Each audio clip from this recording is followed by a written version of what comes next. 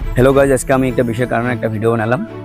আপনারা দিনের ফিসগুলো দেখতে পান কিরকম লাগে, রাতের ফিস তো কেউ দেখায় না। আর আমি আছি বিশেষ করে আজকে একটা রাতের ভিডিও বানাই।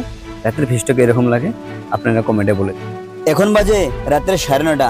আমরা এখন যেতেই আছি গা ধুতে। একে বললাম একটা হাই দেও। এখন আমি কাপড় ধুতে আছি। গা ধোয়ার আগে কাপড় ধুতে হয়। অলরেডি আমার কাপড় ধোয়া সব শেষ। এখন আমরা গা ধুবো।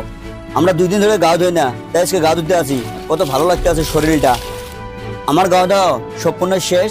এখন আমার হেল্পার নাইবা খালাচি বলে, যাই ঝেটে বলো না কেন, ও এখন কাপড় ধুতে আছে। ও এখন গা ধুবে।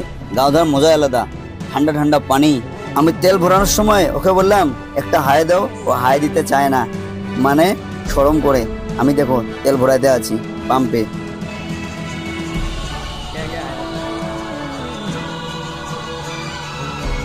এটা হলো গৌরীপুর ধুপড়ি গুরুদুয়ারের গেট। রাতের 12টায় আমরা খাবার খেতে আছি। ভাত খেয়া ওইটা 2 কিলোমিটার রাস্তা আইসা দেখি আবার টায়ার পাংচার। ভাত খেয়া মানুষের জিরায়, আর আমরা দেখো কত কষ্ট করি। একটু আমার জিরানো নাই, টায়ার পাংচার খুলতেই লাগে। এখন আসি পেলাম পুন্ডিবাড়ি কিনালি চক। আমরা যে সিধা যাই তাহলে পুন্ডিবাড়ি, আমরা বাঁদিকে চলবো শিলিগুড়ি। আমরা বাঁদিকে চলবো, আমরা যাবো শিলিগুড়ি।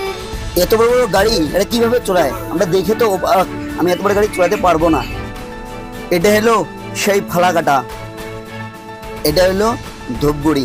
এটা আমি ধূপগুড়ি পেলাম। ধূপগুড়ির রাত্রে ওয়েদারটা কিরকম লাগে আপনারা কমেন্টে জানান। রাত্রে ফিসটা কিরকম লাগে আপনারা কমেন্টে বলে দেবেন। আর আমার টিপটা হলো আজকে গাড়ির দোকানের থেকে, আসাম গাড়ির দোকান থেকে বিহার পূর্ণিয়া মালটা খালি হবে। আজকে গাড়িটা নিতে আমার 3:30 এখানে হয়ে গেল। আমার চোখের টান্স হয় না। আমি এখন এখানে একটু আরাম করব। আরাম করার পর আমরা ঘুমাবো। 9টা-10টার পর এদিকে ব্রাশ টাশ করে চা পানি খেয়ে চলে যাবো। আমার ভিডিওটা ভালো লাগলে লাইক কমেন্ট শেয়ার করে দেবেন।